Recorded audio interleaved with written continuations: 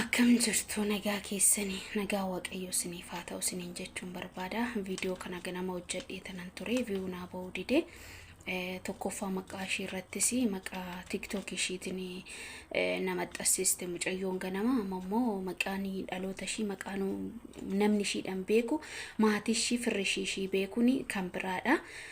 Akka itti ba'an malee akka itti galan hin beekanu. Mucayyoon kun erga biyya Saa'udii dhuftee waggaa tokko guutteerti. Guyyaa isinii maxxansee tanan ture waa'ee kanaati. Waggaa tokko keessatti kontiraata lafti ishiin dhuftee ji'a 10 hojjechiifatan. Ji'a 10 keessatti mindaa ji'a 2 duwwaadha kennaniif. Mindaa ji'a 2 duwwaa kennaniif mindaa ji'a 8 dhoowwatanii biiroo irratti ittiin dhufteef daawwaltee jennaan homaa gochuu fi hin dandeenye furmaata laachuu fi hin dandeenye bakka dubbattee dadhabnaan dhiistee mana kana bilisaan hojjechuurraa baduunaa wayya jettee ofitti murteessitee baatee gara itti deemtus wallaastee teessee osoo ishiin bu'aa jirtu niitiin harabaa wayiitti dhuftee koottu si fudhadhiin galaa mana koot hojjettaa na bira hojjettaanii jetteeni fuuteenii galtee ji'a 2 hojjechiifattee gaafa ishiin ji'a 2 hojjechiifattu mindaa konaaf kenni jetteen. Mindaa naaf kenni jennaan mindaa kee ji'a 3 malee siif hin kennu jetteen. Deebitee immoo poolisiin uyyuu na qabuu danda'a ani si hojjechiifachuudha yoo hin barbaadu jetteeni. Achiin booda daawwaltee namicha wayii waamtee itti kennite mucayyoo kana.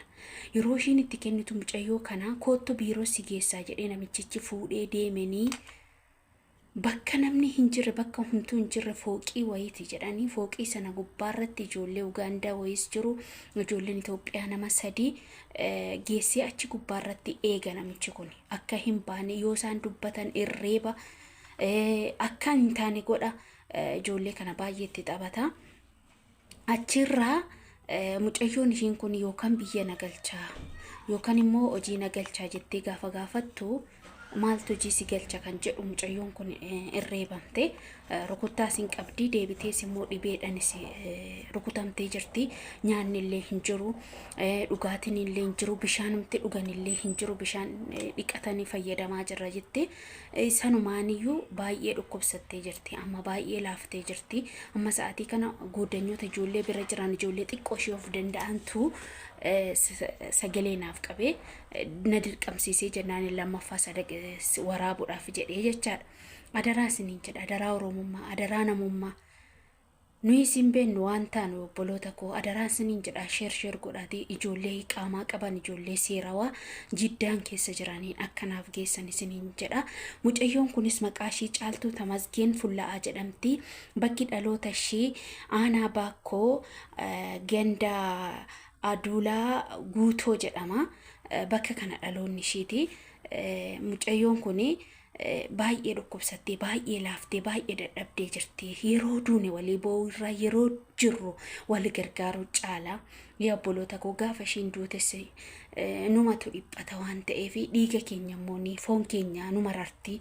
Kanaaf ammaan kana haa qaqqabnu na qaqqaba maaloo lammii koo maaloo Itoophiyaa na qaqqabaa jettee bu'aa jirti waan ta'eef osoo hin du'in lubbuu ishee haa baraarruun isiniin jedha. Bakka sana haala silaa danda'ameen haa baatullee jedhee ijoollee herginaan bakki sun cufaadha. Karaam gadi baatu hin jirtu eegamaa jiru. Mucayyoon kun baay'ee laafteerti adaraan isiniin jechuu barbaada. Galatoomaa eebbifamaa shir golii godhaatii wal biraan ga'a. Hayi carraa keenya shamaran biyya Arabaa maaliif ta'e laata carraan keenya? Obboleettiin koo akkuma viidiyoo irratti argaa jirtan obboleettiin keenya tokko akkuma isheen viidiyoo ishee hojjettee sagalee taateef suuraa ishee argitan obboleettiin kun akkuma ana akkuma si nan dalagadhee maatii koo jijjiiree ofis jijjiira jettee biyya Saawud Arabiyaa magaalaa Jiddaan keessa dhuftee hojjechaa turte. Erga dhuftee mucayyoon kun reef waggaa tokkoon kana keessatti immoo ji'a 2 biiroo taa'aa turte. Ji'a 10 immoo madaamii bira hojjechaa turte. Madaamii bira hojjette sun immoo qarshii ji'a 2 qofa kenniteef kan ji'a 8 dhoowwatte. Mucayyoon kun erga qarshii dhoowwatteen booda baay'ee ofitti aartii ofitti maxxattee ammaan booda damoosas hin kenninuuf jechuudhaan isheenis dhageessee tola hojjechuurra baduu naa wajjajettee mucayyoon kun warra san jalaa badde. erga baddee jedhamee immoo boodatti mucayyoon kun erga baddeen booda akkuma carraa ta'ee osoo ishiin karaarra ta'ee boochuu madaamin takkatti dhuftee maa boocha jettee koota na biraayyuu hojjetta jettee fudhattee galte. Erga fudhattee galtee ji'a lama hojjifattee ishii sadaffaatti damuu sanaa kenni gaafa jettuuni ji'a sadaffaa gaafa hojjettu sii kenna jetteen. Isheenis immoo kan madaamii hojjifattu tunis amma saaddisii hojjifattu tuni maal jettii seetanii mucayyoo kanaan jechuudha. Ji'a sadaffaa gaafa xumurtan immoo damoosa sii kennaa jetteen. Inni haaduma akkasittiin jirtu poolisii na qabaa mucayyoo kana asittiin hojjisiifadhu jettee asittiin hojjisiifadhu jettee qarannoo nama biraatti poolisii na qaba jettee nama biraatti kennite. Nama biraatti kennitee raawwattee namni biraa sun immoo mana biraa fooqii fagoo ol fagootti akkasuma hojjettoonni Filiippiinii fi Indoneesiyaa akkasuma immoo sararatanyoota hedduutu jira jedhanii jiranii Ugaandaa Itoophiyaanis hin jira dabalatee bakka san geessanii ijoollee kana achi keessatti dararaa jiran. Egaa ka obboloota koo waan baay'ee nama gaddisiisudha. Seenaan obboleettii kana kan akka isheetis baay'een dhabamu. Mucayyoon kun ka achitti nama dhiirati kan isaan eegu achitti immoo namni dhiiraa kun isaan irratti taphachaa jira jechuudha. Waan adda addaa doorsisuu adda addaatiin gocha adda addaatiin irratti taphachaa jiru jechuudha. Ijoollee keenyatti itti qabane. Mucayyoon kun ammallee mucayyoon badde kun ammallee achitti immoo dhibee rakkina hedduu keessa akkasuma nyaannis waan hin jirreef rakkina hedduu keessa jirti dhibee ishii dabalatee jechuudha hin dhibamti. Obboleettii keenya kana adaraa keessan hundumti keessaniyyuu akkuma viidiyoo kana dhageechaniin sheerii gochuudhaaniin obboleewwan keessan biraan ga'a isiniin jedha. Ashamaa akkam jirtu hordoftoota kabajamtoota chaanaala kooti kan biyya keessaa kan biyya alaa bakka jirta itti nageenyi waaqayyo isin haa baay'atu akkam jirtu an obboleettiin keessan nagaa guutuun qaba galata waaqayyo isinillee baga nagaa taatan jecha egaa ka hordoftoota kooyi akkuma isiniin jedhe sani nuti akkatti baanu beekne malee akkatti gallu isin beeknu waaqayyoon hunduma keenya hojii haa ta'u isiniin jecha adaraa keessan obboloota koo sheerii walii godhaati viidiyoo kana wanti dhimmi kana ilaallatu bira akka nu gahu isiniin jenna hundumti keessaniyyuu anarras sirras boru gahuu danda'a waan ta'eef nuti walii sagalee ta'a waan ta'eef kanaaf walii sagalee ta'a isiniin jedha obboloota koo waaqayyo obboleettii keenya harka diinaa keessaa haa baasu hedduu takka nama gaddisiisaa wanti ijoollee keenya irratti madaamoonni hojjechaa jiran waan taarikii jechuudha. Innaa dhugaa dubbachuudhaa fi jireenyuma biyya lafaa kana ta'ee jireenyuma biyya ormaa kana ta'ee kan akkatti fatanaan namatti baay'isuu fi hin beeku. Garuu obboleewwan koo yeroo tokko tokko namarraan deemtan eeggadhaa dallaalaan eeggadhaa akkasiin hin jennu sababa kanaaf jechuudha. Dallaalaan gara dhufte karuma deemtu wallaalta. Gaafa immoo seera dhufte akkuma seera kee dhuftetti kabajamtaa jechuudha. Kanaaf obboleewwan koo adaraa keessanii mucayyoo kanaa sagalee ta'aati viidiyoo ishii sheerii godhaati viidiyoo ishii kana laayikii gochuudhaaniin nu jajjabeessaayii akka mucayyoo kana bira dhaabatanii mucayyoo kana du'a jalaa baraaranii jechuudha.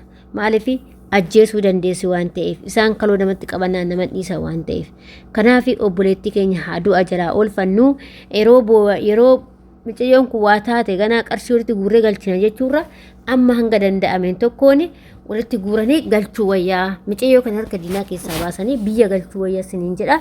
Kanaaf obboleeta koo waan carraa keenyas kana godheef hin beeku hundumtuu gaarummaadhaaf natti fakkaate.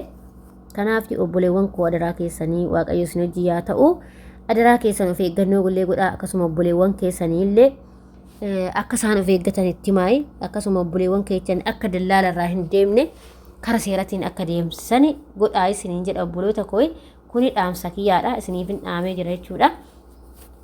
Maaliif nuti akkatti baanu beekna malee akkatti gallu hin beeknu akkuma isin jedhe kanaaf jechuudha. Kanaaf jennaan immoo waliif sagalee ta'a waliin tuffatina hundi keessanuu waan qabda irratti waliif sagalee ta'a dhugaa waaqaa jechuudha obboloota koo hedduu garaana nyaate keessattuu ijoolleen ammaa dhufaa jiran hedduu siqaayii hedduu argaa jiran ijoolleen keenya akkuma namoonni hin argitanii namoonni sagalee ta'anii namoota hedduudha kan gara tiktokiitiin gara feesbuukiitiin kan gara yuutuubiitiin karaa adda addaatiin sagalee ta'aa jiran jechuudha. Kanaaf jennaan adaraa keessanii isiniin jedha obboloota koo sagalee waliif ta'a waaqayyo obboleettii keenya harka diinaa keessaa ishee haa baasu.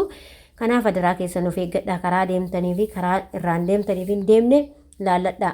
Manni isinii ta'uu baannaan immoo yeroo sadi qayyarachuu hin dandeessan waan ta'eef yeroo kana biiroon immoo wanti dallaalli si godhu hin jiru dallaalli akkasumas si gurguratee si gatee si biraa deema osoo biiroo kaan ta'e immoo mootummaa ta'e nagaadhaan gizee 3 si qayyaruu jechuudha. Nagaa ta'a fayyaa ta'a.